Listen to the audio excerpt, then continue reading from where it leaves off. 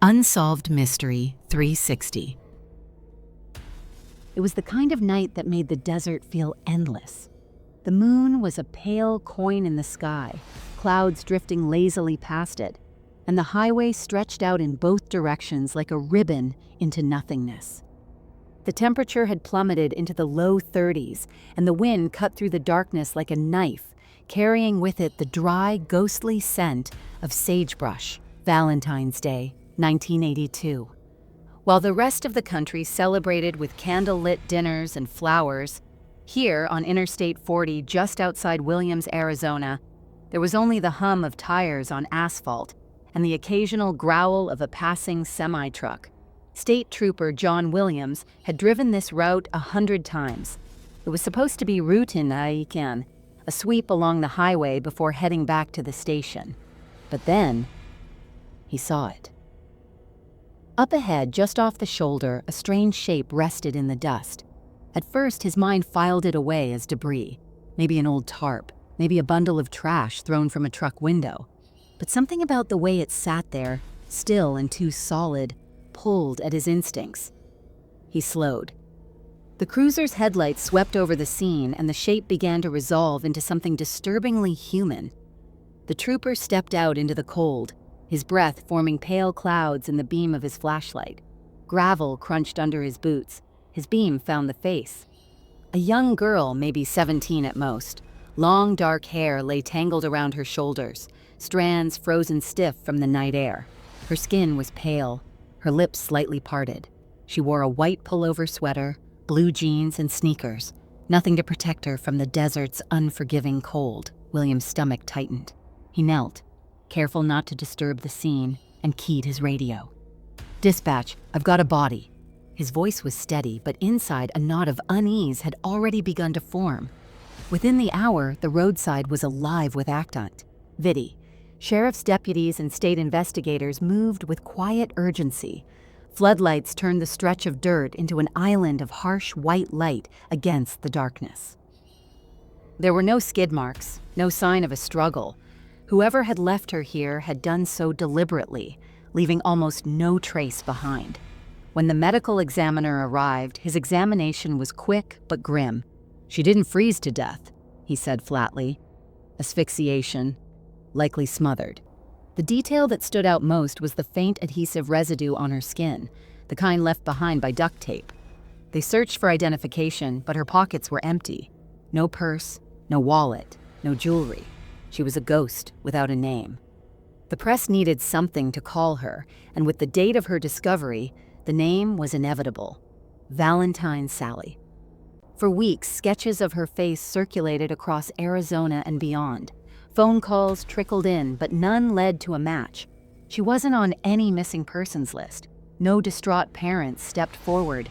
It was as if she had been erased from the world before she died. 2 days earlier, on February 12th, at a busy truck stop near Ash Fork, waitress Patty Wilkins was in the middle of a typical night shift. The place smelled of coffee and fried food, the air thick with cigarette smoke. Country music drifted from the jukebox in the corner. That's when they came in, a man in his 40s, tall, broad-shouldered, with a thick beard, and a teenage girl trailing just behind him. Patty noticed the girl immediately. She was quiet, almost timid, and there was something off in the way she held herself, as though she were in pain.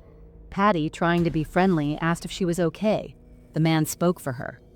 "She had a tooth pulled earlier," he said. "She's just tired." The girl gave a small nod, but her eyes never met Patty's. She barely touched her food.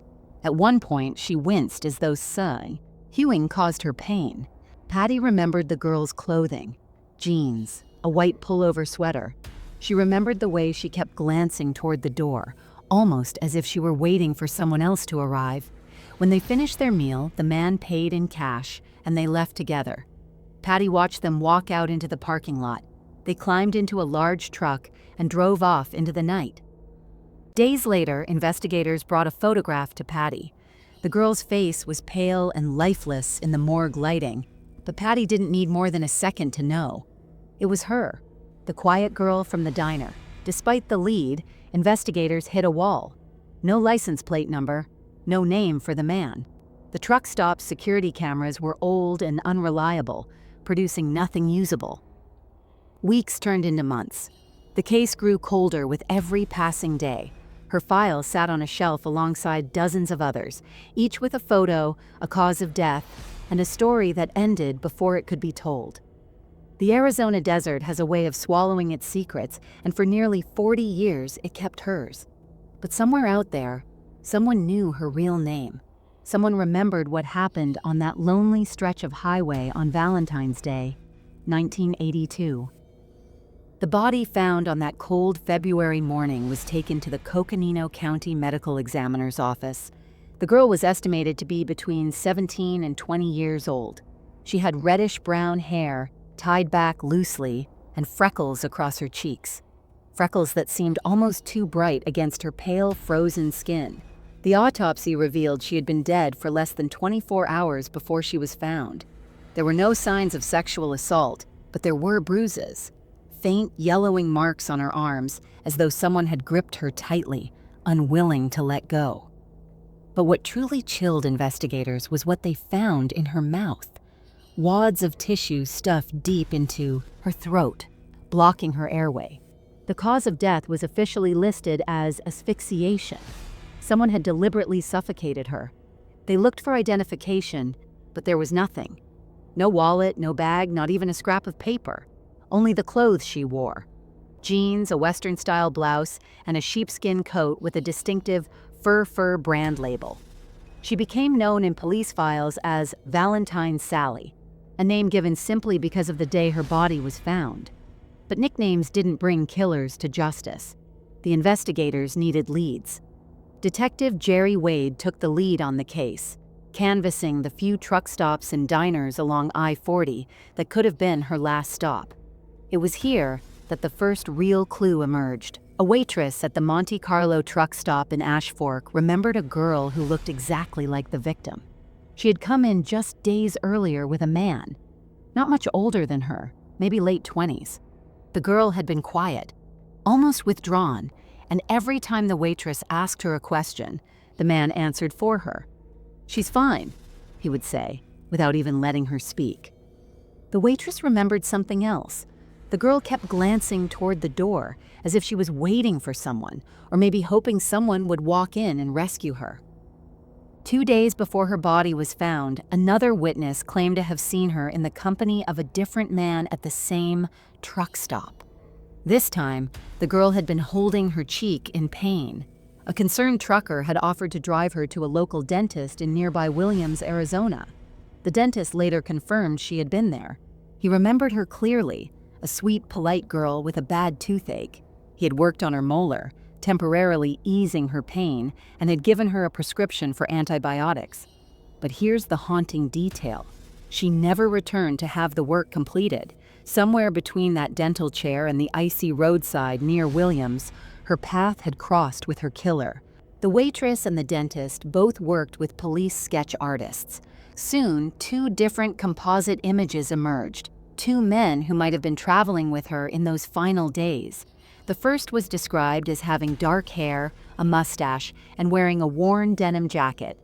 The second, the man from the dental visit, was sandy-haired, clean-shaven, and dressed neatly, like someone who wanted to be seen as trustworthy.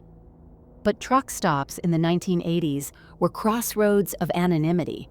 People came and went without leaving traces, and truckers especially could be hundreds of miles away by the next day. Leads fizzled out almost. As soon as they appeared, investigators turned to the distinctive sheepskin coat found on her body. It was traced back to a discount store in Arizona, but hundreds of identical coats had been sold statewide. It was impossible to know if she'd bought it herself or if it had been given or taken from someone else. Even more curious, the coat looked almost new, as though she'd only worn it a few times. Was it a recent gift from the man she was traveling with? Or had it been bought to disguise her appearance? To understand the investigation, you have to understand what Interstate 40 meant in 1982. It was a major artery connecting the east and west coasts, with long, lonely stretches cutting through Arizona's deserts and mountains. Truck stops were like islands in an ocean, places to fuel up, eat, and rest. They were also places where people could disappear. A runaway could hitch a ride and be in another state by morning. A predator could pick a victim, vanish into the dark highway, and never be seen again. And in an age before security cameras and digital footprints, the asphalt swallowed secrets whole. By piecing together witness accounts, police created a rough timeline. On February 2nd, she was seen at the Monte Carlo truck stop with the man who answered for her. On February 3rd, she was at the dentist's office in Williams with a different man. And by February 14th, she was dead. That 11-day gap became the heart of the mystery. Where had she gone? Who had she been with? And why had no one come forward to claim her? Detectives began to theorize. Maybe she was a runaway traveling with long-haul truckers, hopping rides from one to the next. Maybe she had left home voluntarily, only to fall into the wrong hands. Or maybe she had been abducted, passed from one man to another, each one moving her farther from safety. Whatever the truth was, one thing was certain. Someone had killed her Delaby, arrogantly, methodically, and had taken steps to ensure she could not be identified. Local newspapers began to cover the story, calling her Valentine Sally in headlines. People wrote letters to the police claiming they recognized her from missing person flyers. One family from Texas was convinced she was their runaway daughter. Another from California sent photographs of their niece missing since 1980. But each lead ended with disappointment. Dental records and fingerprints ruled them out. Months passed, and the trail grew colder. The desert winds swept across I-40, and the spot where she had been found became just another mile marker for passing travelers. But for Detective Wade and the few locals who still thought about her, the question remained: who was Valentine Sally, and who had silenced her voice forever? It had been nearly a year since her body was found, but for Detective Wade, time had only sharpened the image of that frozen roadside. He was at his desk, sifting through old notes for what felt like the 100th time, when the phone rang. On the other end was a woman from New Mexico. She said she had read about Valentine Sally in an old paper, and that something about the description haunted her. She had once seen a girl, quiet, withdrawn, being pulled along by a man at a rest stop. She remembered the freckles. She remembered the sheepskin coat. And she remembered the way the girl looked back, like she was memorizing the place in case she needed to run. The woman never got the girl's name, but she had written down the truck's license plate on a scrap of paper that she still kept in a kitchen drawer. Wade felt his pulse quicken. After months of silence, this was the first new lead. The scrap of paper was old, the ink faded, but the numbers were still legible. The plate was registered in Oklahoma, belonging to a 1978 Peterbilt truck owned by a man named Harold Stinson. Harold had no serious criminal record, just a few speeding tickets, but he had been on the road for decades. Wade picked up the phone and called the Oklahoma State Police, asking them to locate Harold and see if he was willing to talk. When Wade finally reached Harold, the man was sitting in a small diner in Amarillo. His voice over the line was gravelly and cautious. Yes, he remembered the girl. He said he'd picked her up near Gallup, New Mexico, late one night in early February 1982. She told him her name was something like Sally or Sarah. He couldn't remember exactly. She said she was trying to get to California. Harold swore he never touched her, never harmed her. He claimed he dropped her off at a truck stop in Flagstaff after buying her a meal. She seemed like she had places to be, he said. But when Wade pressed for details, who she was with, what she was carrying, Harold's answers grew hazy. Wade started tracing her movements across the map. From Gallup to Flagstaff, from Ash Fork to Williams, each town was a thread in the fabric of her last days. Each truck stop was a possible fork in the road where her fate had shifted. But the map was also full of dead ends, moments where she had vanished into the background of strangers' lives. Just another face in the blur of highway traffic. A waitress from a diner outside Winslow called the police saying she remembered a girl matching the description. She had served her coffee late one night, the girl sitting in a booth with a man who kept his arm draped across the seat behind her. The man was friendly, too friendly, but the girl barely touched her drink. Before the waitress could bring the check, they were gone. When Wade drove to W, in slow to interview her, the waitress had already moved to another state, no forwarding address. Months later, Wade received a letter from a retired sheriff's deputy in Missouri. He'd been reading about Valentine Sally in a crime magazine and thought she resembled a missing girl from his county named Brenda. Brenda had vanished in 1981 after leaving home with an older boyfriend. The deputy sent photos, grainy, black and white images of a smiling girl with freckles and reddish hair. The resemblance was uncanny. Dental records were ordered.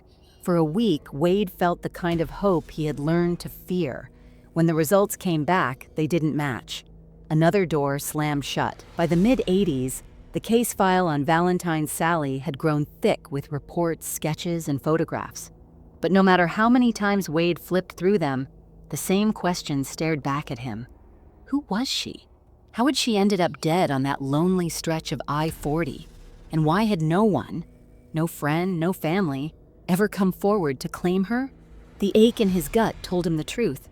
Maybe the person who should have claimed her was the one who had taken her life. In 1988, advances in forensic science offered a sliver of possibility. A specialist from Phoenix suggested using isotope analysis on her hair and teeth to determine where she might have grown up. The test results were astonishing. They suggested she had spent most of her life in the upper Midwest, possibly Minnesota, Wisconsin, or even parts of Canada. This narrowed the field, but it also meant that whoever had known her might live hundreds or thousands of miles away from the desert where she was found. Years became decades. Wade retired. New detectives came and went. The sheepskin coat, the jeans, the western blouse, all sealed in evidence bags, weighted in the dark like relics of a story no one could finish telling. The composite sketches yellowed with age. Each time the case was mentioned in the local paper, someone would call with a possible ID. Each time, hope flared, then died. In 2020, nearly 40 years after her death, a young detective named Maria Lopez took over cold case reviews for the department. She was relentless, tech-savvy, and believed in the power of modern DNA testing. Lopez pushed for the exhumation of Valentine Sally's remains. The county approved it, and her bones were carefully sent to a state lab for extraction of DNA profiles. The lab results opened a door that had been locked for decades. Through a partnership with forensic genealogists, the DNA was uploaded into public databases used for tracing family trees. Within months, matches began to appear. Distant cousins, people with shared great-great-grandparents. The network began to narrow, pointing toward a family in Minnesota. On a cold morning in February 2021, Lopez picked up the phone and called a woman named Karen in Minnesota. Karen had lost her younger sister in 1982. Her name was Carolyn Eaton. Carolyn had run away from home at 15 after an argument with her parents. She was never seen again. Karen listened in stunned silence as Lopez described the girl found near Williams, Arizona in 1982. The freckles, the reddish-brown hair, the toothache. Then Karen whispered, "That's her. That's my baby sister." Through family accounts and old records, a picture of Carolyn began to emerge. She was adventurous, stubborn, and fiercely independent. She had dreams of seeing California, but at 15, she was still a child. Somewhere along the way, she had fallen into the orbit of men who saw her not as a person, but as cargo, someone to be moved from place to place. Now, with her name known, Lopez returned to the original witness statements. The waitress in Ash Fork, the dentist in Williams, the men in the sketches. Who were they?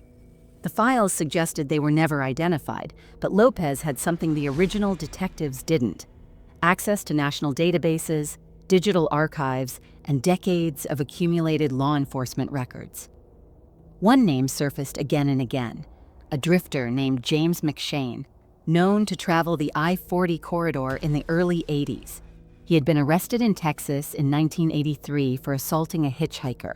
The description of his truck matched one mentioned by the woman in New Mexico who had called Wade all those years ago. Despite the mounting circumstantial evidence, McShane had died in the 90s. There would be no trial, no confession. What he knew about Carolyn's last hours died with him. In the spring of 2021, Carolyn's remains were returned to Minnesota. Her family buried her in the town where she grew up, her headstone etched with her full name for the first time in nearly 4 decades.